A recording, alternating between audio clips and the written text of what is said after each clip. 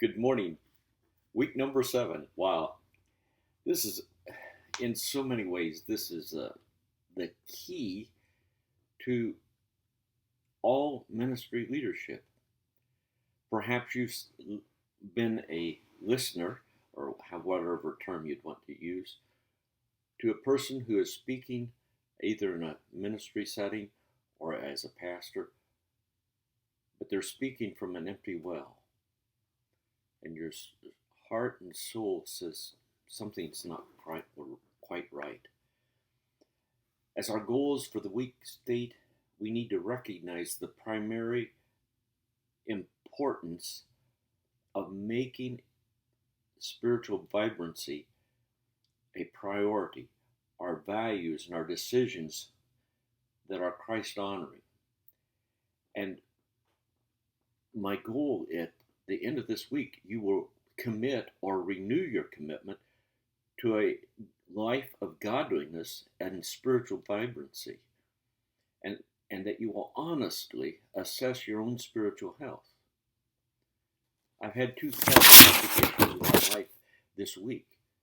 One, in the news today locally, an 18-year veteran of a police department has been arrested for stealing money while doing an investigation. The other was a mother of a couple of teenagers who shared with us her heartbreak that as a teenager, her pastor was having an extramarital affair. And her current pastor is speaking from an empty well. When I was a student at Moody Bible Institute, Dr. Culbertson gave a chapel sermon on the danger of not ending well. The list is long in the Bible of Bible heroes who did not end well. My prayer for myself, as for you, is that we will end well. That we will never reach a place where we just say, I got it made. It's a day-by-day issue that we must confront. Now, our course resources are chapters 8 and 9 in Bill Hull's fabulous book, and a video by yours truly that I share my own spiritual commitments. Our discussion board is a reality one. I stated something like this: why do you think that spiritual leaders are seemingly unaware of the blessing of God has been removed because of their choices to violate a Christ-honoring lifestyle? Now, that is not extramarital affair necessarily. It's the saying, I've got it all together. It's, as we talked about in peacemaking, one of the causes of conflict is pride. And it goes on, what can you personally do to avoid such blindness? Those are intense issues that we need to think through. Then we have two assignments. The first one is a 3-page paper where you specify 3 steps that you are already taking or will immediately implement to achieve or maintain spiritual vibrancy.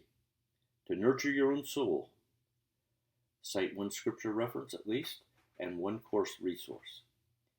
This is the most important assignment you have in the entire course, because if you don't have spiritual vibrancy,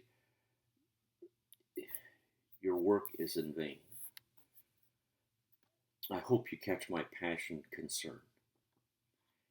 The second assignment is to spend 1 hour at least researching on the internet for blogs, posts, sermons, videos, whatever, that will help you maintain spiritual vibrancy.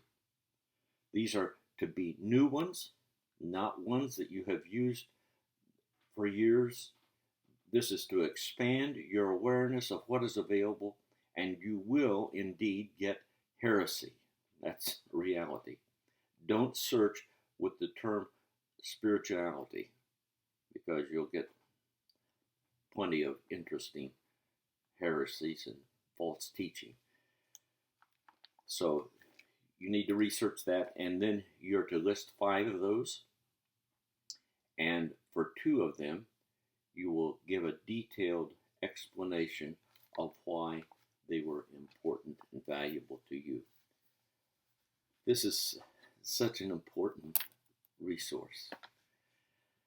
How we need ministry leaders, whether it's in a small group or a Sunday school setting or some other setting, or pastors or youth group leaders, who are spiritually vibrant and not in a setting where they hear this at church, but at home or at work they hear this.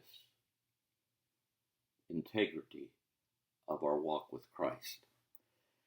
I'm going to also attach a document that I've used for a number of years that says if you'll spend 5 minutes a day reading the scripture, or 30 minutes a week, you will read the entire New Testament in a year.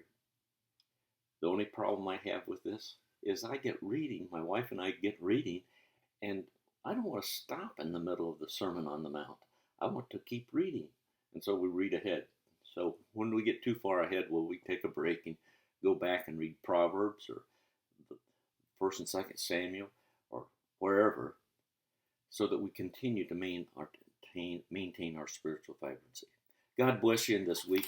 I'm sorry for the long video, but it's a passionate concern of mine.